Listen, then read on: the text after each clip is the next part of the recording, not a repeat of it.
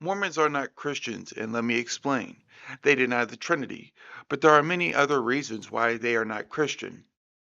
Here are 6 reasons why you should not become Mormon and become a true Christian. The Trinity. Mormons deny the Trinity, which is a part of the core Christian doctrine. They would be denying Matthew chapter 28 verse 19 and 2 Corinthians chapter 13 verse 14, because both Jesus and Paul talked about the Trinity. They believed that the Trinity was man-made, but if we look at it, St. Ignatius of Antioch, he believed in the Trinity, and Ignatius was taught by Paul and the disciples. The same thing goes with Clement of Rome, who was taught by Paul, and he is mentioned in the Bible in Philippians chapter 4 verse 3. They deny the Trinity because they believe Jesus was adopted as God, which is a heresy known as adoptionalism. Second, the nature of God. Mormons believe that God the Father was once a human, which would be heretical, which could only mean God can change, but in the Bible, God is unchanging, according to Hebrews chapter 13, verse 8. So if God cannot change, according to the Bible, but according to the Mormons, who say they follow the Bible, God can change. That would only leave one option for the Mormons. The Bible does not go along with the Book of Mormon, therefore Mormons are not Christians. They also believe that Satan and Jesus were brothers, which would be confusing because that would make Satan God. And if Satan is God, how could he be the devil? And if he was God, couldn't he defeat God the Father? Because Satan is evil and he would rule over heaven if he could defeat God the Father.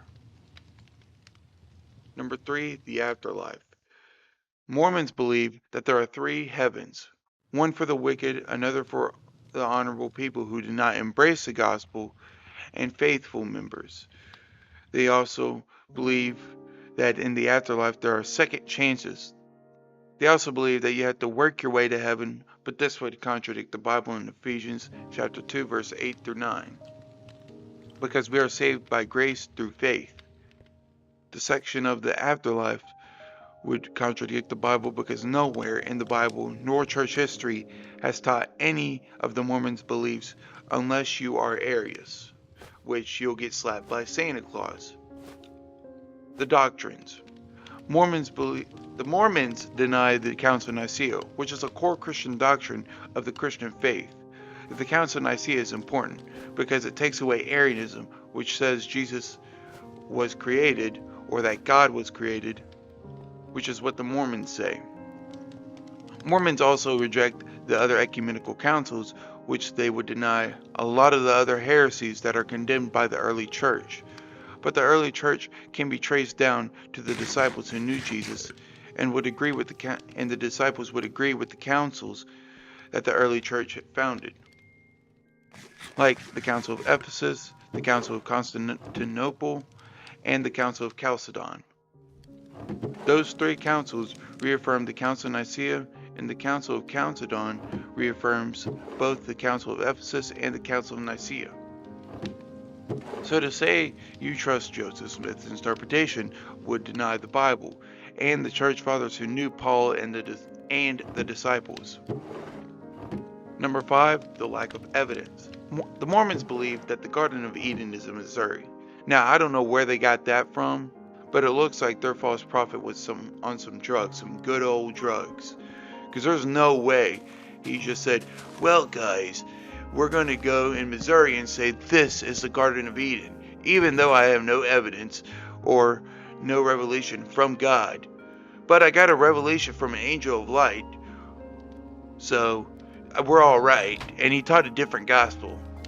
But we know for a fact Joseph Smith was definitely on some drugs, and I think he just wanted to marry some little girls because he was age 39 when he married a 14-year-old. So they also believe that Jesus was in American soil or on American soil before, which there is no evidence for that. I don't know where they got that at, but that's just, now we're just getting into blind faith, which is my 6th reason, but we'll get into that later.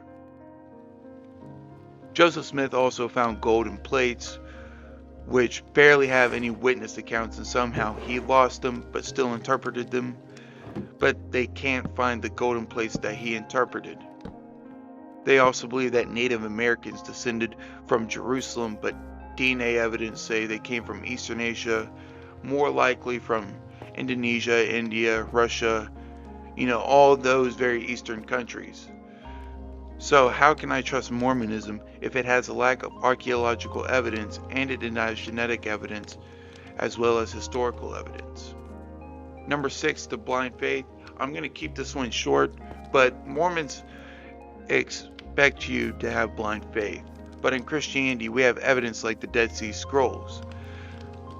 The disciples and Jesus is in modern day Israel. But in Mormonism, there is a lack of evidence, so why would I trust a blind faith where you should not question your faith, rather than a place like Christianity where questioning your faith is okay? Because the greatest saints said, if you question your faith, that just shows you're really true about your faith and you're not giving up on your faith. That just shows that you have great faith. I don't know what Mormonism is on. They believe in a whole bunch of heresies. I can make this an hour-long video, but I'm not going to make it an hour-long video. I'm just going to make it a quick little video. So have a blessed day, everyone.